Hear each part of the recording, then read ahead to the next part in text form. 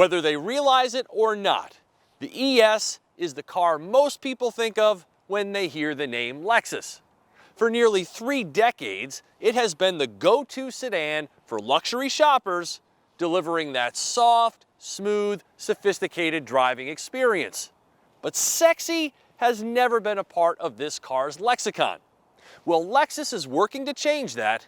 This is the more sensuously styled, all-new ES.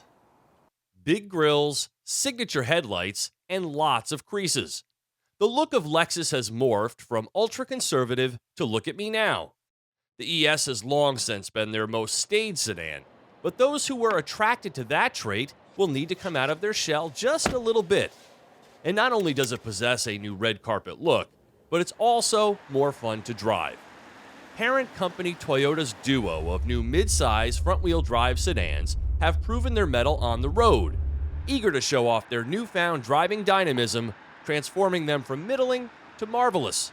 And this ES, which is longer, lower, and wider with a more robust foundation, is no different.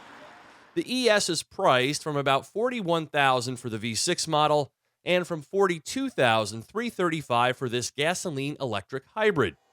Much of the ES's new 4th-generation hybrid drive system is familiar, but with numerous enhancements to further performance and fuel economy.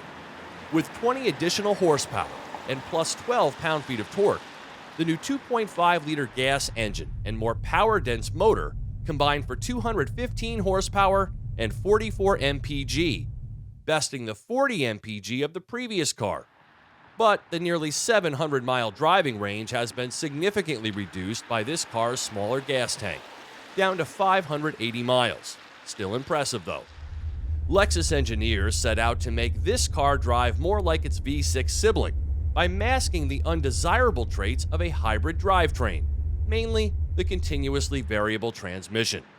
Though it's electronically controlled here, the unwanted sounds and sensations are much the same.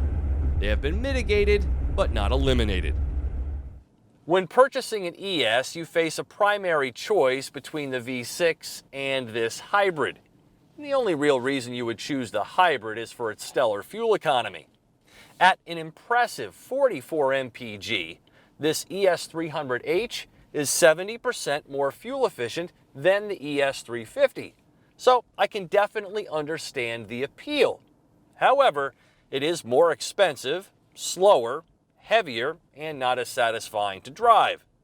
Now, some will find those trade-offs completely acceptable, but for me personally, I feel like the hybrid waters down the luxury experience just a little too much. I don't want to feel the engine turn on and off, and I prefer a geared transmission. Now, all that being said, Lexus has produced this hybrid version as well as they possibly could. It's just that the driver in me craves the ES350. The ride is still Lexus smooth, but with a little more of an edge to it. And there's far more driving enjoyment from a steering, handling, and braking perspective. Eco and sport modes can take the experience in either direction, but the ES hasn't forgotten its roots. This is still a luxury car, just with more frolic moves. 0 to 60 takes 8.1 seconds. Not particularly fast nor satisfying, but the electric torque makes sure you've got enough get up and go when you need it. There is very little all-electric operation, however. Because the battery pack has been relocated to under the rear seats, the hybrid's trunk space no longer gets compromised, and it is big car large. The cabin is gorgeous and ultra comfortable, the kind of car you could drive or ride in forever. Outside of the center screen controls, there's a welcome simplicity to its operation.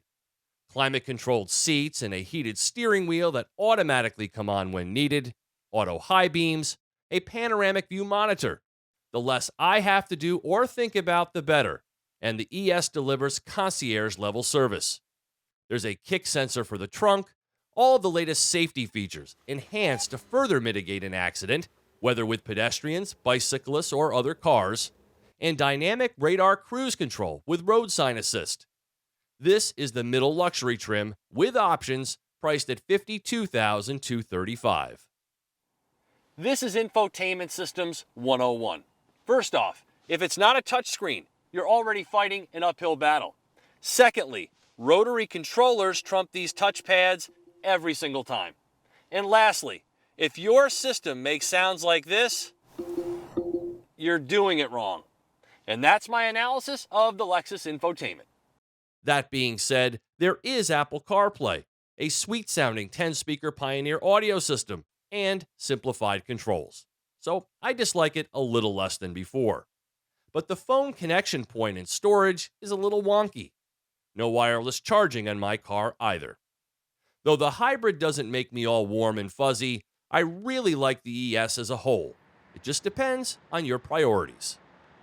For TestDriveNow.com, I'm Steve Hammis.